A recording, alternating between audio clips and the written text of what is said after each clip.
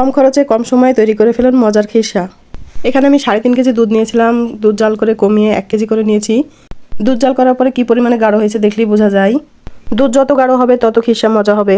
খিরসা মানে মনে করি অনেক ঝামেলা, অনেক খরচ, সেজন্য আমি একদম সিম্পলভাবে তৈরি করে দেখাবো। গাঢ় করে দুধ জাল করার পরে এখন নিয়ে নেব সুজি। একটা বাটিতে সুজি নিয়ে তারপর দিয়ে দেবো গুঁড়া দুধ। গুঁড়া দুধ দেওয়ার পরে এখন দিয়ে দেবো নর্মাল ঠান্ডা পানি। পানি দেওয়ার পরে ভালোভাবে মিশিয়ে নিব যেন দলা না থাকে। এখানে যারা সুজি পছন্দ করেন না তারা পোলাও চাল দিতে পারবেন আধা ভাঙ্গা করে। ক্ষীর সাথে আমার সুজি দিলেই ভালো লাগে, সেজন্য আমি সুজি ব্যবহার করি সবসময়।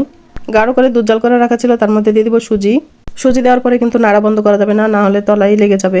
সুজি সেদ্ধ হওয়ার পরে দিয়ে দিব চিনি। এখানে আমার 4 কাপ চিনি লাগছে। চিনি দেওয়ার পরে খুব বেশি সময় লাগে না খিরসা তৈরি হতে।